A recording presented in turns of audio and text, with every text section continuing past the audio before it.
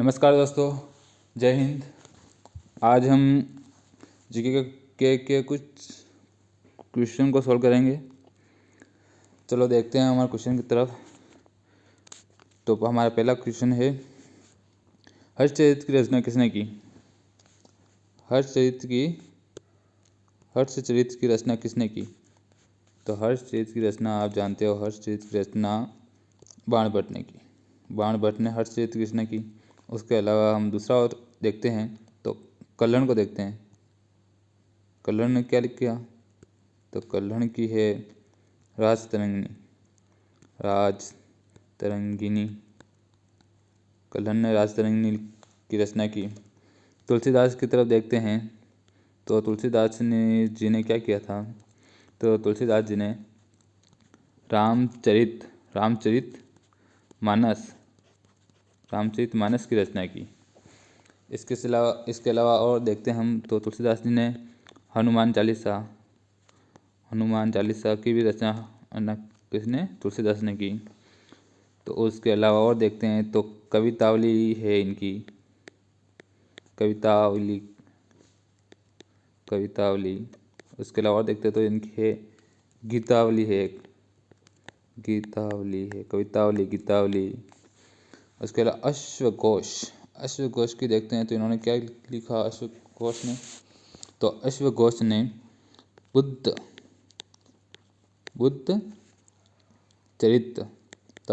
चरितम नामक ग्रंथ की रचना की।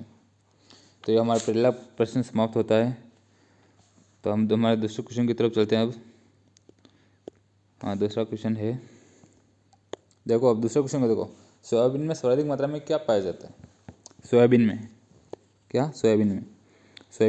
पाया जाता है? सोयाबीन में सर्वाधिक मात्रा में पाया जाता है प्रोटीन।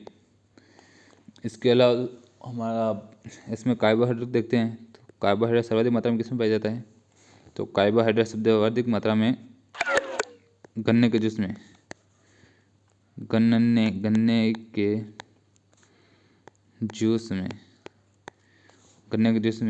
और कार्बोहाइड्रेट मोटे अनाज में पाया जाता है। मोटा अनाज क्या होता है? तो मोटा अनाज में आता है गेहूँ आता है, गेहूँ के अलावा मक्का आता है, ज्वार आता है। इन सब में प्रचुर मात्रा में कार्बोहाइड्रेट पाया जाता है। लेकिन मुख्य रूप से पूछे तो गन्ने के जूस के बाद में गेहूँ आता है। उसका चावल भी ले सकते हैं। चावल नहीं है, चावल को काटो, चावल नहीं है शायद। और हमें वसा देखते हैं, वसा किसमें पाया जाता है सर्वाधिक मात्रा में? तो हम जानते हैं वसा घी में पाया जाता है।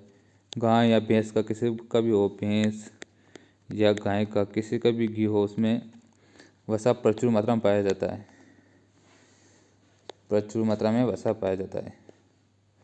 और विटामिन तो ABCD बहुत सारे विटामिन होते हैं, उनको बाद में पढ़ेंगे हम।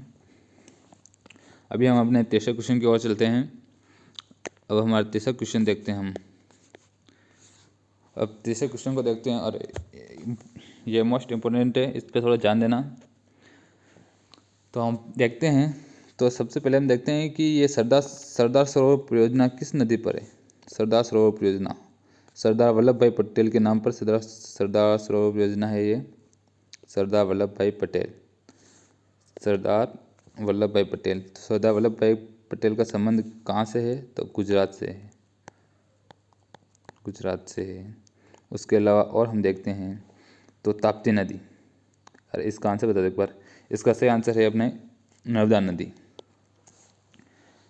नदी गुजरात में है। और ये इसका उद्गम होता है अमरकंटक की पहाड़ी से होता है। ये अमरकंटक की पहाड़ियाँ मध्य प्रदेश में है। और मध्य प्रदेश के बाद देखें तो ये नर्मदा नदी सबसे पहले अमरकंटक की पहाड़ी से उद्गम होती है। अमरकंटक की पहाड़ियाँ मध्य प्रदेश में, इसका मतलब मध्य प्रदेश है उद्गम स्थान, मध्य प्रदेश से निकलती है। उसके बाद गुजरात और महाराष्ट्र, इन 3 जिलों में बहती है। और ये गुजरात में सरदार सरोवर परियोजना है नर्मदा नदी पर। और हम अपने ऊपर देखते हैं ताप्ती नदी को देखते हैं अब। ताप्ती नदी को देखते हैं। तो ताप्ती नदी के बारे में आपको बता दूं, ये भी अपने गुजरात से ही, गुजरात में बहती है। ये गुजरात की नदी है, गुजरात में बहती है। उसके अलावा साबरमती, ये राजस्थान के, ध्यान रखना, राजस्थान के उदयपुर शहर की गोगुंदा पहाड़ियाँ,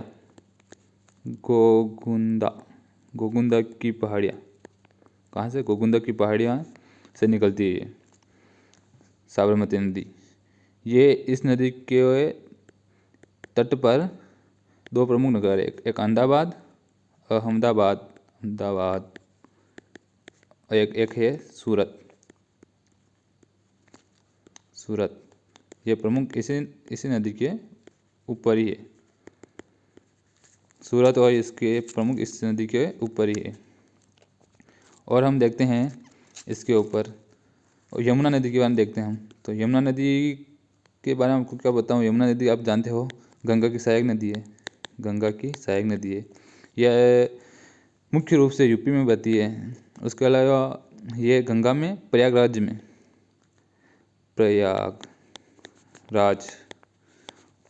में जाकर गंगा नदी में मिल जाती है। ठीक है दोस्तों, आप अभी रुकिएगा, आगे पीछे होगा, इंटरेस्टिंग क्वेश्चन आने वाले हैं। आप वीडियो को उसमें छोड़ देना, ऐसे आप छोड़ने वाला हो नहीं, क्योंकि आपको बताइए इतना इंटरेस्टिंग रहा हूँ मुझे लग रहा है। चलो दोस्तों, हम अपने चौथे क्वेश्चन की तरफ चलते हैं। आपको वीडियो अच्छा लगा हो तो मेरे चैनल को सब्सक्राइब कर देना भाई, इतनी मेहनत करते हैं आपके लिए, और वीडियो बनाने की मोटिवेशनल मिलता है आपसे, लाइक को सब्सक्राइब करते हो तो। चलो अपना चौथा क्वेश्चन देखते हैं। अब चौथा क्वेश्चन है हरित क्रांति। अब हरित क्रांति का संबंध किससे है? हरित क्रांति मतलब हरा, खाद्यान्न फसलों से इसका संबंध है। तो ऑप्शन सही होगा डी। उसके अलावा हम देखते हैं तिलहन में कौन सी क्रांति होती है? पीली क्रांति किससे संबंधित है? कोई पूछे क्वेश्चन आए तो इसका सही आंसर होगा तिलहन फसलों से, जिससे हमारा तेल निकलता है। जैसे सरसों है, सोयाबीन है। उर्वरक उत्पादन, इसमें देखें हम तो ये है अपने भूरी क्रांति बोलते हैं इसको, भूरी क्रांति बोलते हैं। भूरी क्रांति किससे संबंधित है? तो भूरी क्रांति अपने बोल देना उर्वरकता उत्पादन से संबंधित है। उसके बाद देखिए धूत, तो इसको बोलते हैं श्वेत क्रांति, या सफ़ेद क्रांति। इसके बारे में कोई पूछे तो इसके बारे में ये सही आंसर है। और इसके बारे में क्या, और तो कुछ नहीं। और नीली क्रांति पूछे, तो नीली क्रांति किससे संबंधित है? तो इसका लिखेंगे हम मछली पालन।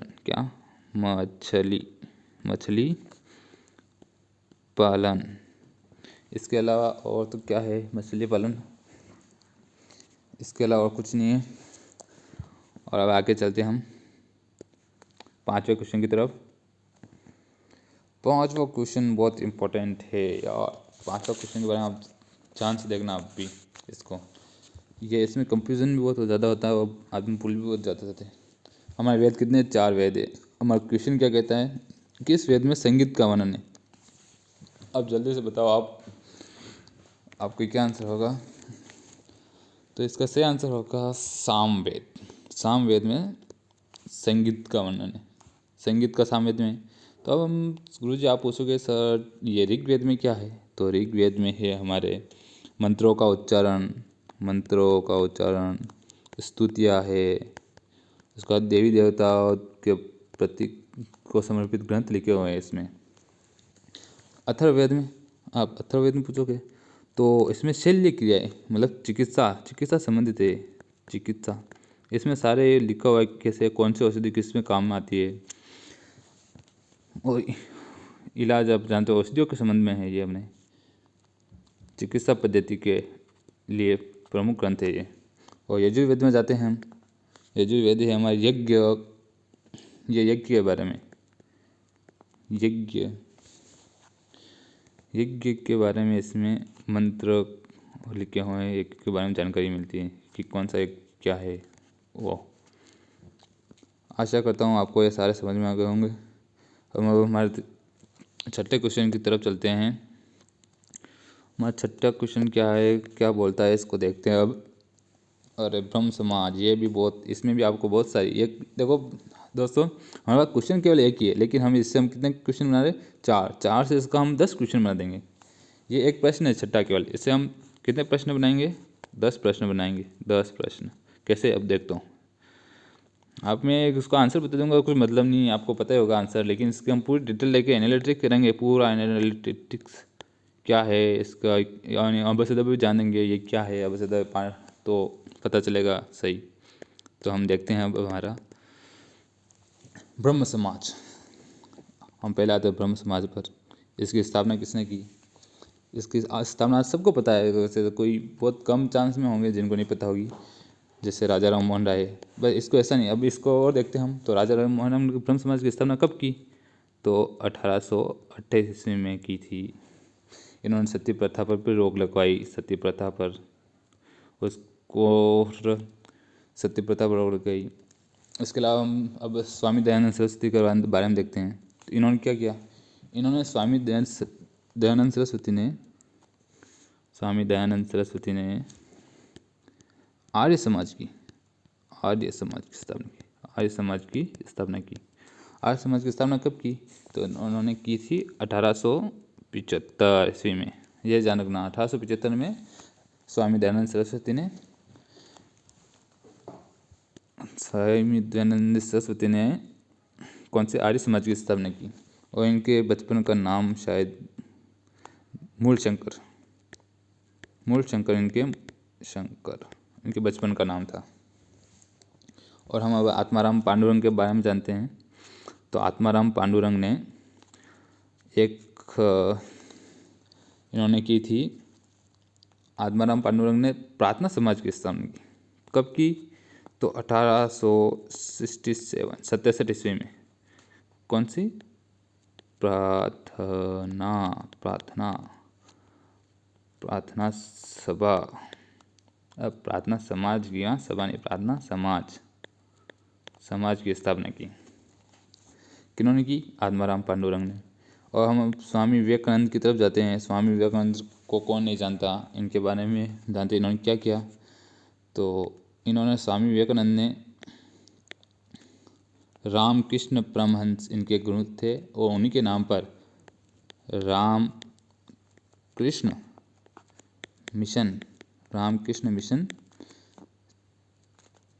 चलाया। रामकृष्ण मिशन जान रखना बस आप तो, रामकृष्ण मिशन, या क्या लिख दिया कुछ पता नहीं इसका, रामकृष्ण मिशन। और इन्होंने कब चलाया इसका पता नहीं, मैं भूल गया, आपको कोई गलत जानकारी नहीं दूँ। इन्होंने आपको पता हो तो अमेरिका में एक धर्म सम्मेलन हुआ था, विश्व धर्म सम्मेलन, उसमें भी भाग लिया था। तो वो भाग कब लिया था? तो उन्होंने भाग लिया था, मैं आपको बता दूं, इन्होंने भाग लिया था 1893 में लिया था, अमेरिका में हुआ था वो, अमेरिका में हुआ था। अरे यार, अमेरिका में, 1 मिनट भाइयों, 2 मिनट रुकना, अमेरिका में हुआ था। अब हमारे 7वां क्वेश्चन की तरफ चलते हैं। 7वां क्वेश्चन मोस्ट इम्पोर्टेंट क्वेश्चन है, आप इस पर अच्छा तो देखना भाइयों, क्योंकि ये भी एक अच्छा स्कोर करने वाला है। देखो, इस पे देखते हैं हम, प्रकाश वर्ष किसका मात्रक है? प्रकाश वर्ष, ये एक शायद 2018 की कौन सी एक वैकेंसी भर्ती है कांस्टेबल की, उसमें आया था। अब इस पे देखते हैं हम। तो यार इसमें बताऊं आपको, तो प्रकाश वर्ष तो दूरी का मात्रक है। प्रकाश वर्ष किसकी दूरी है? तो ये अपने ये बहुत दूरी, कौन सी दूरी मापते हैं प्रकाश वर्ष में? तो ये हमारे सूर्य से आने वाली किरणों को पृथ्वी में कितना टाइम लगता है, पृथ्वी पर, उसके बारे में बताता है, उसमें मापते हैं। जैसे कि हमारी सूर्य से किरणें पृथ्वी पर आने पर 8 मिनट और 10 सेकंड का समय लेती है। 8 मिनट 10 सेकंड का समय लेती है सूर्य की किरणें पृथ्वी तक पहुंचने में। इसका ये कंफर्म हो गया, इसके बारे में बता दिया। और दूसरा देखते हैं हम। अरे यार, प्रकाश वर्ष किसका मात्रक है? ये मात्रक के बारे में पूछा हमने, क्या अलग बता दिया, लेकिन ये सही है, जो भी बताया सब कुछ सही बताया। दूरी मात्रक है इसका, दूरी का मात्रक है प्रकाश वर्ष। समझ गए? हमने ये प्रकाश वर्ष के बारे में सारी जानकारी बताई आपको। उसके अलावा और देखें तो ऊर्जा, ऊर्जा क्या है? ऊर्जा का मात्रक क्या है? ऊर्जा का मात्रक हम देखें तो जूल। ये साइंस का क्वेश्चन है पूरा, जूल। उसके अलावा देखें तापमान का मात्रक, तापमान में को क्या मात्रक क्या होता है? ऊष्मा होता है, ऊष्मा। उसका समय तो इसमें सेकंड, मिनट वो आ जाते हैं, घंटे, मात्रक। ये हो गया। इसके अलावा हम अपना क्वेश्चन नंबर कौन सा देखेंगे? अगला 8वां क्वेश्चन। 8वां क्वेश्चन की तरफ चलते हैं। तो 8वां क्वेश्चन के बारे में आपको बताऊं मैं। हाँ चलो क्वेश्चन पढ़ते से एक बार। अंतर्राष्ट्रीय मुद्रा कोष, ओहो हो, नाइस क्वेश्चन है। देखो भाइयों, ये क्वेश्चन मोस्ट इम्पोर्टेंट है। कहीं कंफ्यूजन भी करेक्ट करता है, लेकिन इम्पोर्टेंट भी है, आता रहता है एग्जाम में। तो इसका सही आंसर होगा वाशिंगटन डीसी। वाशिंगटन डीसी ये क्या है? तो ये राजधानी है, किसकी राजधानी है? तो आप बताओ। इसकी ये राजधानी है USA, मतलब संयुक्त राष्ट्र अमेरिका। अमेरिका, अमेरिका की राजधानी है USA। उसी वहीं पर है अपने ये अंतर्राष्ट्रीय मुद्रा कोष का मुख्यालय। इसके अलावा पेरिस, पेरिस क्या चीज़ है? ये पेरिस क्या है? तो फ्रांस की राजधानी, किसकी? फ्रांस की राजधानी। वियतनाम देखते हैं, वियतनाम। वियतनाम एक देश है, ये राजधानी नहीं है, ये एक देश है, वियतनाम देश है। वियतनाम की राजधानी कही है, सॉरी, वियतनाम की राजधानी क्या है? तो इसकी राजधानी है हनोई, हनोई, हनोई, हनोई। ये हो गया। उसके अलावा हम वो देखते हैं जिनेवा। जिनेवा, जेनेवा होता है, जिनेवा होता है। हाँ जिनेवा, जिनेवा की राजधानी क्या है? जिनेवा राजधानी किसकी राजधानी है? ये अपने जिनेवा है स्विट्जरलैंड देश की। किसकी? स्विट्जरलैंड, स्विट्जरलैंड, स्विट्जरलैंड की होती है, देश की राजधानी है, स्विट्जरलैंड की राजधानी है। उसके अलावा इसमें से क्या बताऊँ आपको? ये हो गया पेरिस, सारा हो गया फ्रांस, फ्रांस, अमेरिका। अब अपने अगले क्वेश्चन की तरफ चलते हैं। पीलिया रोग, पीलिया रोग, पीलिया रोग के बारे में बताऊँ आपको। पीलिया रोग कहाँ पे होता, किस अंग को प्रभावित करता है? कि पीलिया रोग किस अंग को प्रभावित करता है? तो हम पीलिया रोग के बारे में देखते हैं। ये यकृत को प्रभावित करता है। यकृत को इंग्लिश में लीवर कहते हैं, यकृत। ये कहाँ पे होता है? ये तो आमाशय के ऊपर होता है यकृत, ये इसके नीचे होता है। यकृत के नीचे आमाशय होता है, मस्तिष्क, अग्नाशय। अग्नाशय के ऊपर, ये जैसे ये अग्नाशय है, ये अग्नाशय, इसके ऊपर तो होता है यकृत, और इसके नीचे होता है आमाशय। आमाशय यहाँ होता है, ये है आमाशय, ये है यकृत। ये यहाँ से आती अपनी भोजन नली, यहाँ पे अपना मुंह होता है। अरे यार क्या बना दिया। चलो इस पर ध्यान मत दो, ये कुछ भी बन गया, लेकिन ये ध्यान रखना, ये होता है थोड़ा बहुत, इसको सही से बनाया है। तो देखो ये भोजन नली आती है, ये यहाँ पे होता हुआ, यहाँ पे, ये यहाँ पे अग्नाशय होता है, ये जैसा भी अपना चित्र है देख लेना इसको अच्छी तरह से। ये यहाँ पे होता है अपना यकृत, ये होता है आमाशय, और ये होता है अग्नाशय। यहाँ से भोजन आता है, यहाँ पे होता है एक ग्रंथि है यकृत। ध्यान रखना, अपने मानव शरीर की सबसे बड़ी ग्रंथि है, मानव शरीर की सबसे बड़ी ग्रंथि। चलो ठीक है, अब अगला क्वेश्चन देखते हैं। जैसा राज्य के नीति निर्देशक सिद्धांत किस देश से लिए गए? नीति निर्देशक सिद्धांत, ये भी बहुत मोस्ट इम्पोर्टेंट क्वेश्चन है, यहाँ से प्रश्न आते रहते हैं एग्जाम में। अधिकतर पूछे हैं, मैंने देखे हैं बहुत जगह।